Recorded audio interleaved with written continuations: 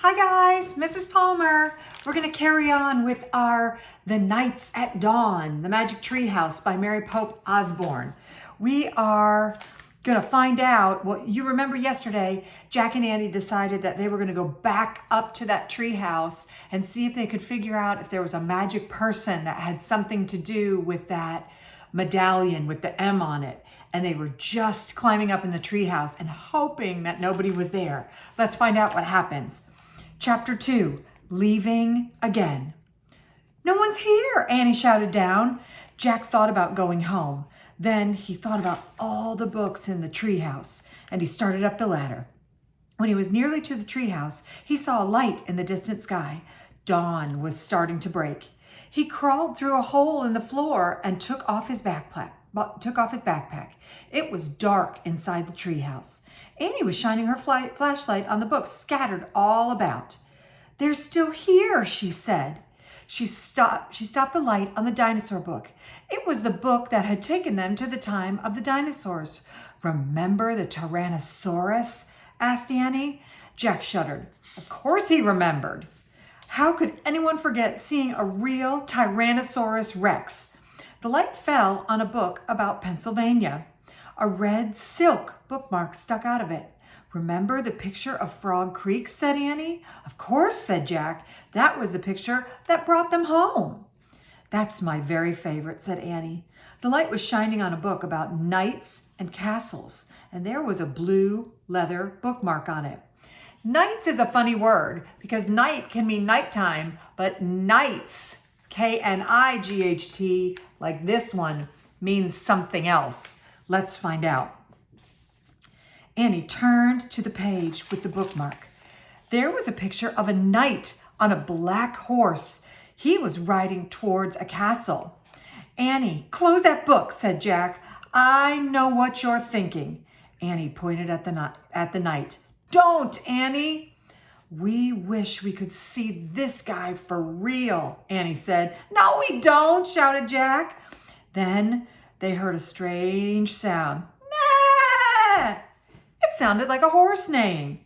They both went to the window. Annie shined the flashlight down on the ground. "Oh no," whispered Jack. "A knight," said Annie. "A knight in shining armor, riding a black horse through the Frog Creek woods." Then the wind began to moan.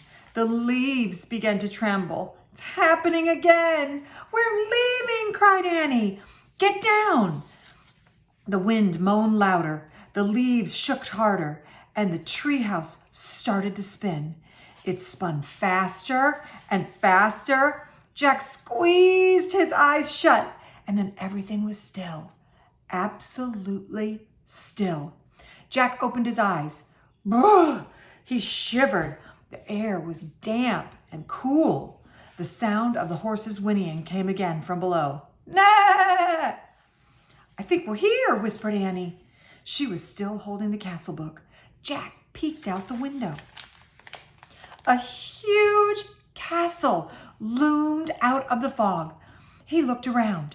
The treehouse was in a different oak tree, and down below, the knight on the black horse was riding by.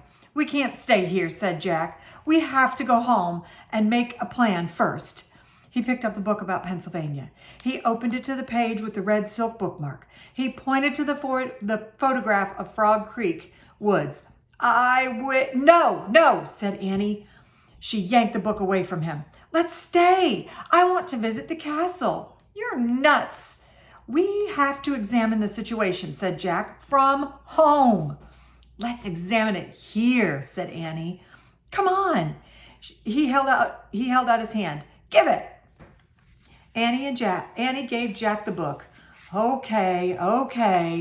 Look here, guys. This is what they're looking at. This is the castle looming out of the fog. That means it's peeking out of the top of the fog. And there's the flashlight and the book. Okay, Annie, you can go home. Or Jack, you can go home.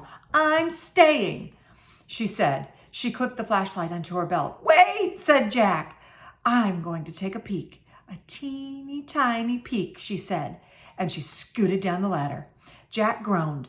Okay, she had won. He couldn't leave without her. Besides, he sort of wanted to take a peek himself. She put down the book about Pennsylvania. He dropped the castle book into his backpack and stepped onto the ladder. He headed down into the cool, misty air. That's it for chapter 2. I can't wait to see what it's like in a castle. What will we learn about that time? Very exciting. See you guys tomorrow.